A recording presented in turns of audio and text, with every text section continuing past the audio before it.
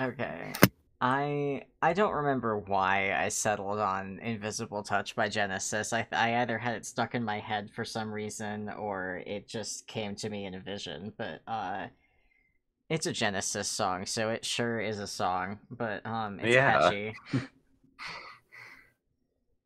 I don't want to be too I don't think I need to be generous to Genesis. I don't think you do It's either. Phil Collins. It's I the dude do who not did like Phil Tarzan. Collins. Phil Collins will be fine. Phil Collins will be fine, I think. Um, I, uh, I think I like cranked this out in an afternoon. This was just like a Nice. fun little. I've been calling it a meet rude because Mina asked Kankri out on a dare, and Nice. for no reason other than to maybe fuck with him, and it turns out to go sort of okay. Also, I wrote this in December and haven't read it since, and I'm like trying to not feel embarrassed that I'm reading this. You're good. I know I've read this and it was good. I do not remember much of it because I didn't realize it was written in December. I didn't realize it's been 7 months. Yeah, it's been 7 months. I don't. I think at the time I wrote it, I didn't stream it, so that's why I was doing it now. Yeah, no. I just read it. I think you had either asked for my opinion on it or you just said you'd read it and I read it. So yeah, it's all good. All right. Yeah. So this is Invisible Touch by Genesis, but it's in Kankri's quirk. Fuck. I guess that's why I picked it, because it's funny. Yeah, Wait, you know you don't need another reason. No. Wasn't it like the dad rock thing? It's yeah, it is that Kankri's into dad rock, like bad 80s dad rock, like mediocre 80s dad rock. It's not bad. It's just fine. Okay. Genesis It's the are friendly. dad rock. It's fine. It's just fine. All right. Okay. Whew. This was, hands down, the most date-like date Mina had ever been on. Yeah, that was a stupid sentence, but she was having trouble putting into words exactly the impression she was getting from this troll. Like, listen, on paper this was absolutely fucking perfect. He'd picked her up at her hive a few minutes after he said he'd meet her, meaning they would be just late enough to the reservation to let her yell at the host a bit, and also she didn't need to spend any cash on gas. He pulled her seat out at the table for her, and deftly pushed her chair back into her spot, even though she had been positive he had absolutely no muscle under that cashmere sweater. He'd asked her opinion on the wine selection and made it clear he was shelling out for everything, which would cost a pretty sand dollar by the time she was finished eating. Shallot was even a boutique seafood restaurant that she knew you needed to make reservations at Perigis ahead of time. This date should have been absolutely dreamy, by all accounts. It's just that it was Kankri who had taken her here. The fussy Urvantis was sitting across from her, black button-down and red cardigan combo lit warmly by the candles between them, perusing the menu. Mina, do you think that the gumbo here would be good, or should I go for something simpler? Oh, Glub, he wanted her opinion on the food. Okay, fuck, she could definitely care about this enough to have an answer. IDC spray cankles. Gumbo sounds pretty fucking good to me. What do they got in it? Side shrimps? Kankri purses his lips. Mina, while I respect your autonomy as a fellow troll of sound mind and body, I must ask that you refrain from using such language while we're in a restaurant of such a high caliber. They have a dress code, something I'll admit I'm not used to in a restaurant for Peter's sake. Also, my ankles are absolutely distinct from the rest of my legs, as you may or may not be aware. He makes an aborted move to quite possibly show her the ankles in question, seemingly thinking better of it. Shell, dude. Sure. She had adhered to the dress code that was attached to the invitation he'd mailed to her hive after she asked him out, which honestly wasn't that difficult. She had plenty of fuck-me dresses that fit the bill. No spaghetti straps, hidden under her shawl, must not show skin above the knee. As long as she didn't move too quickly, no one would see the slit in the skirt. And closed-toed shoes only. Yeah, that one was doable. The guidelines for women were way stricter than for the men, for stupid, dumb reasons, and Kankri was sitting comfortable in his sweater shirt getup and some starchy slacks. The waiter came over just then, looking to Kankri first. I can do Cronus. Yeah. Sorry. No, you're good. Go for it. Are we ready to order? Jesus, a shitting supper, Cronus. What the ever-glubbing fuck are you doing here? The greasiest Emperor, decked out in a very fancy waiter's uniform, complete with a frilly black skirt and pressed white apron, held a small notebook and golf pencil up extremely professionally and not at all suspiciously. What? A guy can't get a side job? Jeez, Chief, you're really harshing my vibes tonight. I'm just trying to get an idea of how the other half lives, you know? Meenah pressed her fingers into her temples. Cronus, I swear to all that is slimy and oceanic, are you seriously fucking flarping as a poor person? Cronus winked at her. He winked? There was an almost audible sound when he did so. Nah, babe, I'm actually fucking poor right now. Gotta pay off my new T-bird somehow. Ever the placid and even-tempered voice of reason, or at least of progressing the date along, Kankri holds out a hand. Meenah, I'm sure that our anachronistically inclined friend is telling the truth. Why don't we order our entrees? I'm sure you're starving by now. He smiled warmly at Meenah, who stuck her tongue out. I'll take the seafood gumbo, and my dining companion will have the lobster meuniere. I don't know how to say that word. It's French. I don't know either. Meuniere, I guess. Raising her eyebrows, Meenah leaned back and took her elbows off the table. Alright, crab snack had taste at least. And lobster wasn't fucking cheap. Cronus turned to her. Are you gonna let this guy order for you, Means? Ain't you your own gal? Shut the fuck up, pony boy. I want my dinner and you're holding us up now. Damn, no need to be so feisty, jeez. I get it. Cronus threw up his hands and rolled his eyes, spitting on his heel. Dinner is coming right up, babes. Meenah rolled her eyes so hard she expected them to pop out and bounce out the door, something she had wanted to do for the last 45 minutes. She couldn't really explain why she was indulging Kankri on this, besides the fact that she was the one who had originally asked him out after Arania gave her a stupid dare for 20 boonbucks and a gold necklace. That, and the bit where he had actually been, unironically, really sweet to her? Like, right now, he had turned back from glaring a hole through Cronus's well-ironed dress shirt and was reaching across the table to take her hand. I'm so sorry, Meenah. If I'd known he'd be here, I never would have taken you here. Or at least I would have requested we have a different waiter service our table. He flushed bright red, matching his sweater. I really wanted you to have a nice night, but... Nice night out. A nice night out. God, my quirk is hard to read sometimes. God, Glovin, damn it. Why was this fucker so sweet for no fucking reason?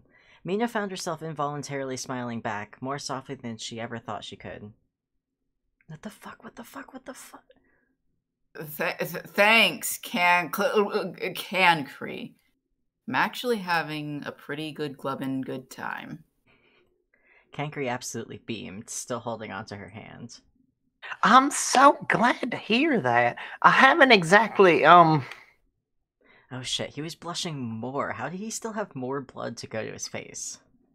I haven't ever had the chance exactly to take someone out, so I have a lot of ideas I want to use all at once, and, well, I've admired you for quite some time. You're a handsome, powerful, kind of intimidating, but a confident and stunning young troll.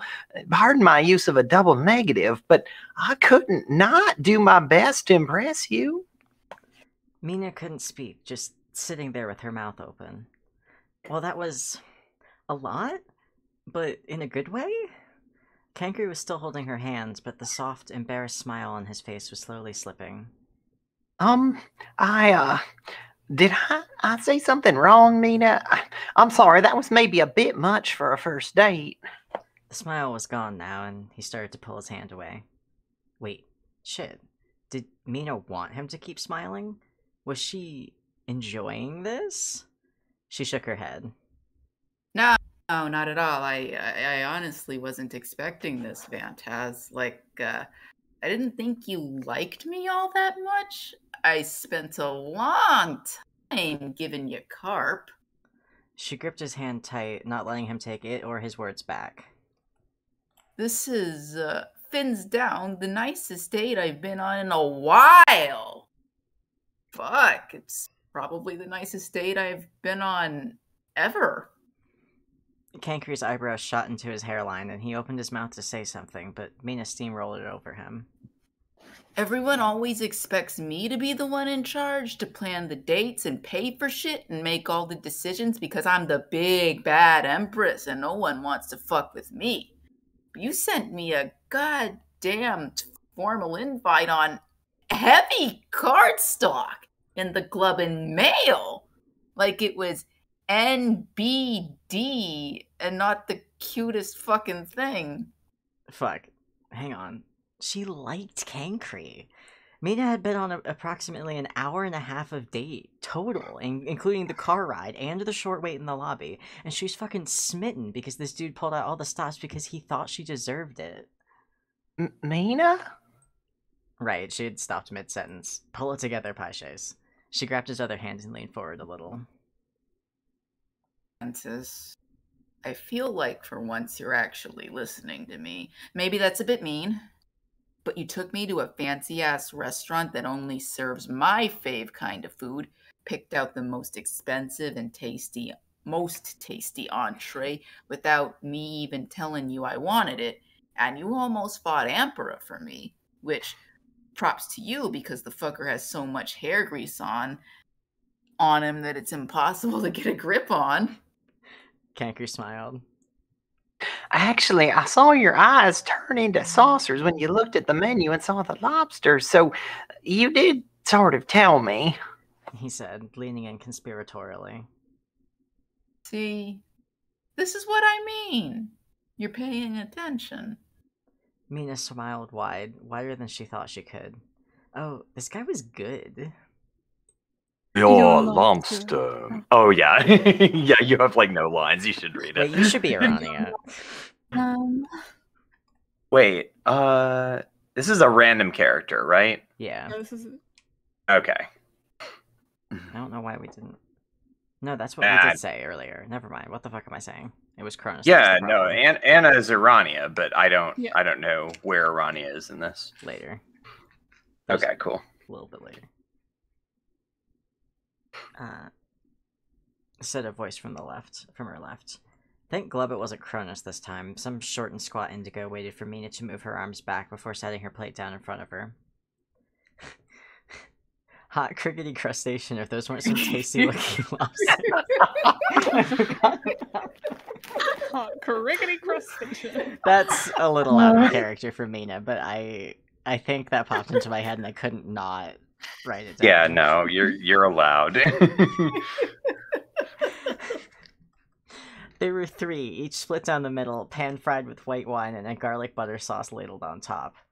Ooh, was that arugula as an accent? She popped a leaf into her mouth. Yeah, that shit was peppery.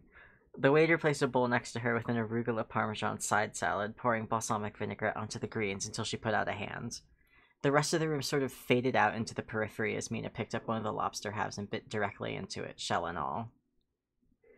To be completely honest, she sort of blacked out for a moment there, and when she came back to reality, all of the lobster was gone and she was shoving the salad into her mouth with her hands.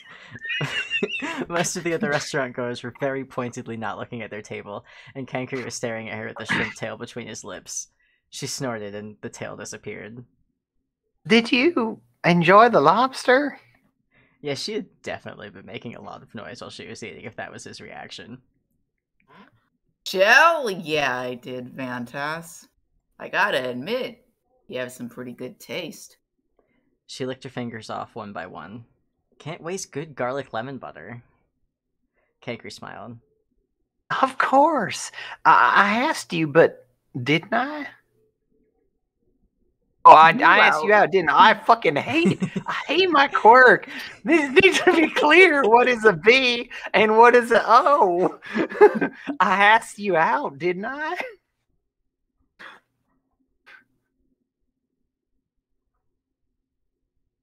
That's Oh, Meenah. fuck, I came in too early, shit. Okay. Bitch, I asked you out. Don't get it twisted. I can think of some things I'd rather get twisted. He said, raising an eyebrow. Meenah gasped, throwing a hand to her chest. Kankri, are you being rude? Are you making a sex joke in this fine dining establishment? That didn't exactly stop you from swearing up a storm earlier, dear. He shot back, sliding a foot between her ankles under the table. She shrugged. Not like they can really do much to me, you know? I probably already owned the place through some shell corporation without me really knowing. Meenah waved a hand. Rich stuff, he knew how it was. Probably. Well, that makes my next surprise a little easier for us then. Kankri said, picking his napkin up from his lap and placing it on the table. He'd eaten seemingly as quickly as Meenah had, the bowl in front of him empty even of broth. Meenah raised an eyebrow. The next surprise? He stood up and grabbed her hand. We're dining and dashing. I know the only thing you like more than expensive food is expensive food you didn't pay for. You're after my mother glubbin' pump biscuit with this shit, Vantaz. Glubbin' hell! She stood up too, swinging him into her arms bridal style and booking it for the front door. This was exactly why she wore a dress with a gigantic slit up to her hip bone. Other than, like, the thong. They barreled through the waiter station, knocking some very well-dressed mid-bloods to the ground and burst through the front doors. Cackling, Meenah sprinted down the street, Kankri bouncing a little in her arms. She took a few sudden turns, nearly clocking his head on a brick wall, but just missing it, before bringing them to a stop on a pier overlooking the water. Meenah carefully set Kankri back on his feet, panting. He put a hand on her shoulder, steadying her as her chest heaves. Did we lose them? I don't believe they were chasing us at all, to be quite honest. Good. I don't want to meet that lobster again. It was fucking stellar the first time, beats the shit I make at home by a nautical mile. Well, I'm not sure we'll ever be able to go back there, so I'm glad it was to your liking. She finally caught her breath and stood taller, looking down at him. Meenah put her arms on Kankri's shoulders, backing him up against one of the solid wooden pillars on the dock. And what makes you so sure we're doing this again, crab cake? He smiled. This. Kankri murmured, leaning up on his toes to press a kiss to her mouth. He pulled her even closer, and Meenah felt the buttons of his shirt on her stomach through the thin fabric of her dress. She was kissing Kankri Vantas, and to her surprise, he was a pretty damn good kisser. No, I'm actually embarrassed to read this. Why? It's good. Read it. Do you want one of us to take over narration? I can take it. Because this is good. All right. Do Meenah you want to pushed read him in- Kankri, or do you want me to keep reading Kankri? Hang on a second.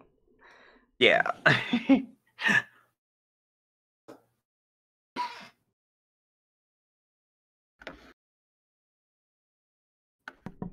can't tell if Rye is awake or not.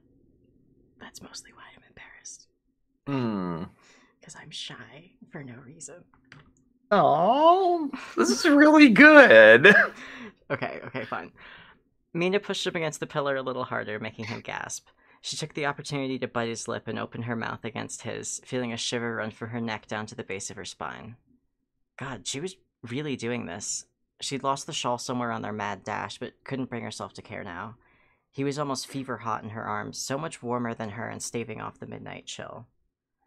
She was so tempted to see if he'd be down to fuck right on the pier, but it was the middle of the night during peak tourist season and anybody could walk by whenever. When she pulled away from him, he went further on his toes and leaned up, trying to go with her. His eyes blinked open slowly, pupils blown out to the edges of his irises. Why'd you stop? Kankri said, a little petulantly. I want to take you... Oh, came in too early again! Meenah smoothed his nose. I want to take you back to my place. Duh. He frowned. The scuttle car is still back at the restaurant. I can call us a scuba to come pick us up and we can swing by to get your car tomorrow, shell boy. Come on. Meenah pulls her clamshell phone out of her bra and flips it open, pulling up the rideshare app and unsilencing notifications. As soon as she did that, her phone started vibrating uncontrollably. What the shell? Her chitter DMs were blowing the fuck up. Kankri pulled out his phone as well, swiping down to check his own notifications. He frowned, then kept frowning, brow knitting together like a sweater with drop stitches. Do you remember how Cronus was at the restaurant? He said, slowly. Meenah was still trying to punch her address into the scuba app. Stupid fucking nails. Yeah, how could I forget that blown-up pufferfish? He took a picture of us. Kankri said, holding up his phone screen for Meenah to see. She grabbed his phone. There was a grainy, zoomed-in image on the screen, clearly of them at the restaurant when Meenah was holding both of Kankri's hands. From an outside perspective, Meenah could see that she and Kankri had been so close their heads were almost touching, confessing something she hadn't even been aware of a few minutes previously. Son of a fish! I believe he's the son of a seahorse, technically. Seahorses are fish, bonehead. So we're both right, then. Whatever you say, crabface. Meenah stopped looking at the picture and handed Kankri's phone back, finally looking at her own notifications. It looked like Cronus had tagged her and Kankri in a post on Shitter with the picture, and she had DMs from Porum, Latula, and Arania. Circuit was still sending messages as she was looking through her notifs, so she opened that conversation first. Meenah! Meenah, this is Photoshopped, right? You didn't seriously go out with him and enjoy it, did you? Meenah, I know you have enough money to pay for that meal. What are you doing? Meenah, Patience, I swear to her incandescent compassion, I will find my cell phone to figure out where you are. Oh, clam it, Cirques. I'm fine, Okray. I didn't think it would, but the date went really well. I'm taking him back to my place, so don't call the sea pigs on me, alright? You're doing what? See you later, sir. What? I'm gonna tell Porum. Oh, what am I gonna tell Porum? Not my prob, Spidey. Night-night. Meenah! Meenah's phone buzzed.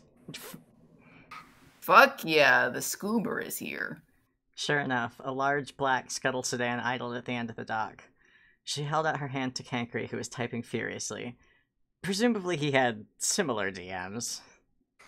Ready to go? He looked up at her. His hair was a little mussed up, curls falling around his eyes and ears. The shoulders of his cardigan had fallen around his elbows and the top button of his shirt was undone. He looked a bit less uptight than he had in the restaurant, and not particularly upset about it. Kankri glanced down at his phone, then up at her, and pocketed the device without looking at it again. Absolutely. Oh, that's fucking sweet. Oh, I already left Kudos. Well, I could leave it twice, because I was logged in on the other one.